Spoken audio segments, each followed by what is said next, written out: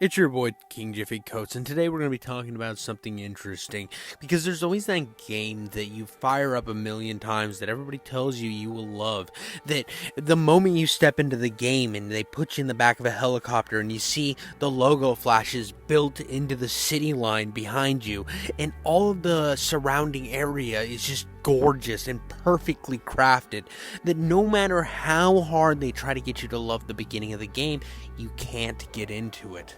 So you put the game down, you forget about it, only for months later do you see it still in your library, to sit there, not getting any love, and you decide, hey, I'm going to give this game another shake, another fair chance. So you fire up a brand new save file, only to do the same thing again, and later on, again and again and again, until you've seen this cinematic so many times that it's lost its allure, and that game for me is Prey, the subject of today's video.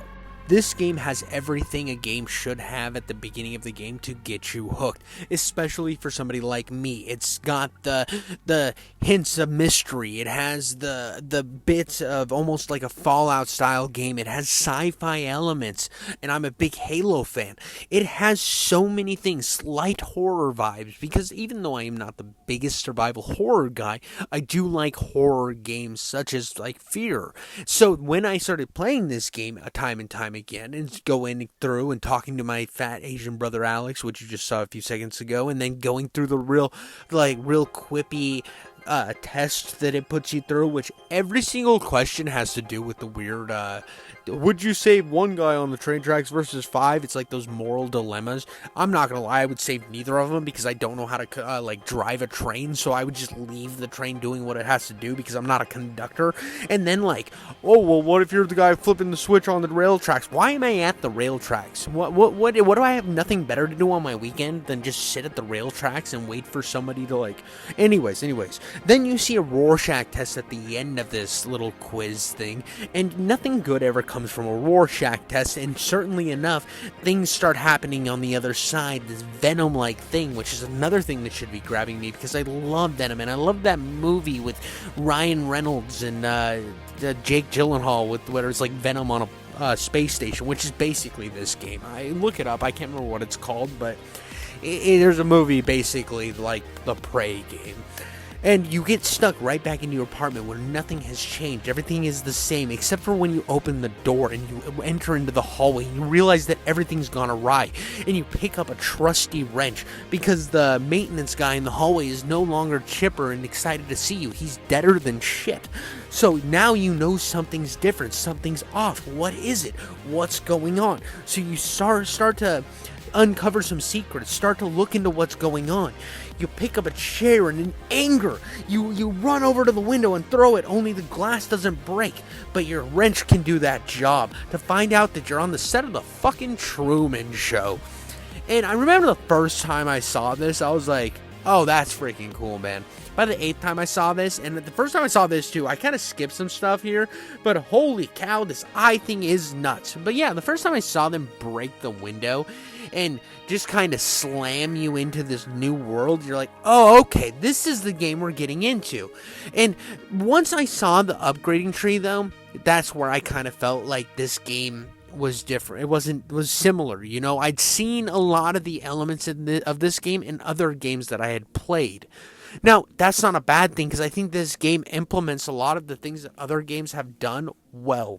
But before we get into all the ins and outs of the game, I want you to know that I have about 40 minutes of footage here that I kind of just stuck together and slapped in this video and sped up by 3, because I really didn't have anything too engaging about the story, because this game, yes, it has a story, and yes, it has mystery, and yes, it has deep lore, but you gotta go to somebody else for that, because I'm not the guy who read every log in the game. After about the 5th computer I opened up, I was just skimming through that shit, because I'm only gonna read the stuff that it wants me to read sometimes. In this game, it wants to just horror internet emails down your goddamn throat. And that was one of the big things that pushed me away from this game so many times.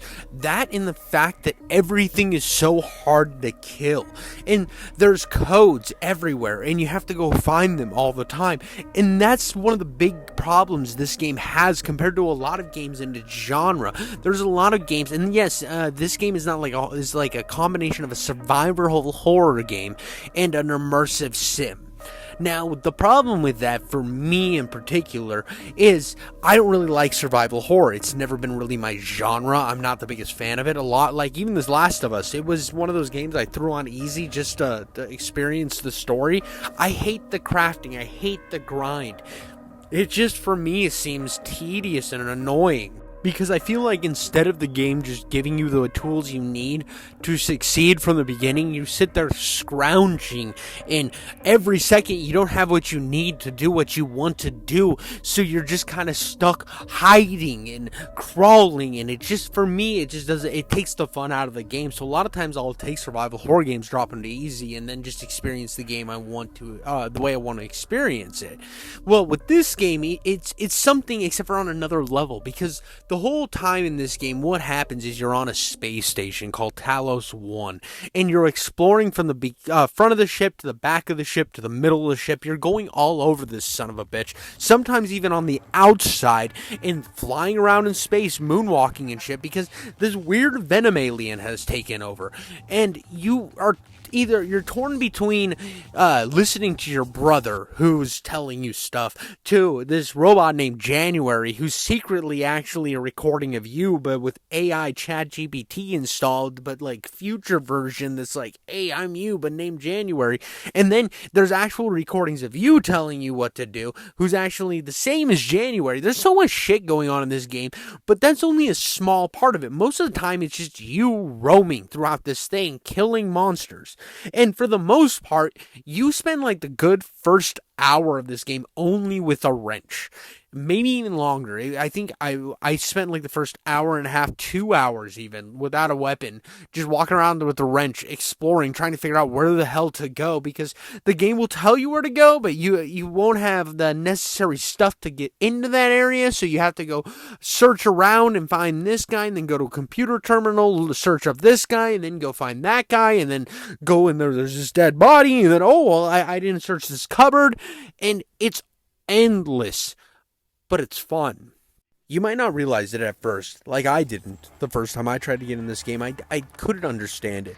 But the fun is made in the exploration. The fun is to be had in the moments where you're afraid and you don't have ammo and you need to go find things. And though I hate the grind, and that is one of my biggest complaints of this game, is the inventory management, the constant running to this machine and grinding things up to make supplies, to craft more ammo. It's the exploration that's great. Now, I think that exploration could be rewarded a little better in terms of, hey, I go find ammo, or I need to go find a new gun, and it rewards me with finding ammo and better guns, but not constantly scrapping and grinding and scrounging, only to get an ammo, like 30 rounds of an ammo, and then use all of that ammo on one enemy. That's where a lot of this game kind of loses me. But it's the allure of the mystery of what's going on. It's this constant battle between whether I should upgrade myself to have alien powers, which I never did because I felt like it was going to sacrifice my humanity. Now, it might have made the combat a little better. I don't know, because I didn't want to sacrifice my humanity to do it. Now, on the next playthrough, maybe down the line, in a few years, when I decide to jump back into this game, maybe I will use that run, because I didn't play it that way in the first time, and it might give me a whole new perspective on how this game works. And that gameplay, I might just go through and just murder everybody like I'm an alien itself, and I will destroy the entirety of humankind. But I'm not actually going to do that. I mean, I'm not that much of a psycho. Or am I? Who knows? I am a guy ranting behind a camera, or not even behind a camera. I'm ranting into my phone right now while my footage is playing of this game that I saved for CapCut, not Catgun, but for CapCut. Speaking of guns, one of the biggest issues with this game is there's only 2 of them. Now, you do get like one extra gun later in the game, but there's only two goddamn guns. There's a pistol and a shotgun, and neither of them feel that great. And every time I fired one of these guns and it felt like kind of clunky and ham fisted, I remembered that this is also the studio that made Redfall, which is a game of clunky ham fisted guns. And it kind of sucks because it pulls the experience back. And I feel like this game meant to have bigger and better weaponry, but they just kind of scrapped it out or just decided to never go very far with it. Now, I feel like a machine gun, like an AK styled gun, would have really fit in well here. Some sort of machine gun style weaponry, and it maybe if they would have reduced the cost of making ammunition and made this game a little bit more fun, where you're shooting a lot more. It feels like it really wants to push you towards stealth, and I'm not a stealth type gamer. I hate stealth. I like if a game is a stealth game like Splinter Cell, where I'm kind of playing. But even Splinter Cell, I try to kill everybody, but in a stealthy way. This game almost wants you to run from the enemies, and Mama didn't raise no bitch. I'm gonna fucking kill everybody. That's just what I do. So a lot of times I left turrets almost everywhere, preparing myself to kill things. I would hack robots with guns just to make sure that I could constantly be killing stuff. And for a game that everybody touts as a giant immersive sim, and the fact that it won't let me play the game the way I want to play it kind of sucks. And it's kind of a mark in the column of, you fucked this up, Arcane Austin. For me, just for me. Because I know people who wanted to go into this game and get their stealth fix, or they wanted it to feel like Resident Evil but in space. You got your game. But for anybody who wanted this to be immersive for them and be more of a shooter, the game doesn't hit. I mean, the guns kind of suck. Even some of the space guns you get later down the line that I'm bound to have some footage of me using never really feel that great. You always feel underpowered for every scenario. And even toward the end of the game, when you're actually tearing things up, you never feel quite powerful enough to really handle the jobs you need to handle. But again, that's overshadowed by all of the moments like the one you're watching here, where I'm literally watching me tell myself what's going on. And then it's these deep mysteries. Like I'm talking to a robot that has my own voice named January, but it's actually me, Morgan, who made like a ChatGPT AI robot. I mean, it's just so cool. I know I've mentioned this, but it's just like such an immersive feeling, and everything, all the exploration feels like you're going through the ship. And the little extra, like, okay, so when you go into a computer and it's like, oh, you gotta go learn this, and then you gotta go, oh, well, where's this guy? Well, I gotta go find him. He's in the kitchen. So I go to the kitchen, and then he's got a key card to go into this place, but he also has a note in his pocket. It's just so cool. That's the exploration stuff that I feel is rewarding. It's not finding the crafting components by doing this so that I can craft ammo just to survive. That's annoying as shit to me. So it's this double-handed sword the whole time, and I feel like they could have added in cool weaponry and then lowered the cost of crafting components and made this game way better. And, like, not that I'm saying the game is bad. I think the game's absolutely phenomenal, and it's super underrated because this game needs to be better known. I feel like almost everyone needs to play it. But at the same time, I don't want to 100% say, hey, you should play this, and lie to people because it looks kind of like a shooter. When you look up footage of this, I never saw Resident Evil the game, or a Resident Evil-like game when I watched people play this or watch reviews of it. But 100%, this game feels like the two newest Resident Evils. Not Resident Evil 4 Remake, but like the first-person ones. It really, really, really does.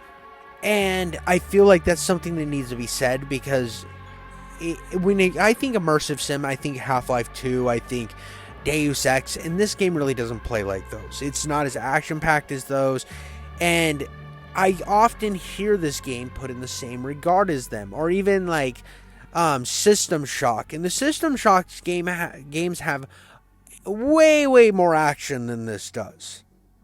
And to me, though this game has a lot of action, you just never feel tough enough to handle the action. So I feel like it's more horror based. I don't know. It's weird for me. This game is still like an 8 out of 10. I'm still going to keep it downloaded on my console. I'm going to go back to it time and time again because I really want to fully experience all the different ways I can do this.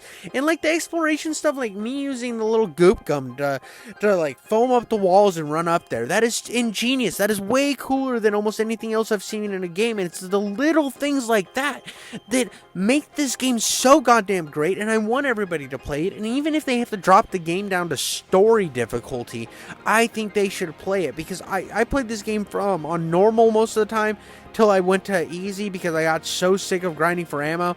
And come to find out, on easy you still have to grind just as hard as for ammo. So it's just a constant grind for ammo. It doesn't matter what difficulty you put it on. I don't know if story's any better. I have a little bit too much pride to drop a game down to that easy. I'll usually stick to easy or normal. Or like if a game has like easy, normal, like slightly more difficult, and then difficult, it has like 87 difficulties, I'll pick somewhere in the middle. And this one had 4, so I picked somewhere in the middle. I started with normal and then dropped it down because I just got so sick of getting my ass kicked and having no ammo, and then having my wrench do like 1.6% damage. And like, I don't know. When it comes to like a lot of the little areas where you're like, when you finally get to tear stuff up and you finally have ammo, you feel so great. But that moment doesn't even last, you know? I know I'm harping on this. I'm stuck on this ammo thing. But it pissed me off the entire fucking playthrough. Because, like, I finally got to a point where I always had ammo in my goddamn inventory, and then I never could find the crafting components necessary to make ammo again. And then when I found a gun that didn't need that crafting component, well, I still needed it, but I found more ammo readily available for it. But it was this laser gun, right? I finally found a new gun.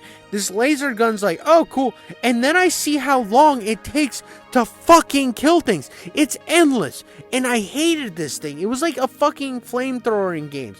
But I digress. Even though I hated a lot of the guns and the combat really irritated me, everything else won me over. But let me know what you guys think down in the comments. Leave me a like, subscribe to my channel. If you didn't like the video, fucking dislike this motherfucker.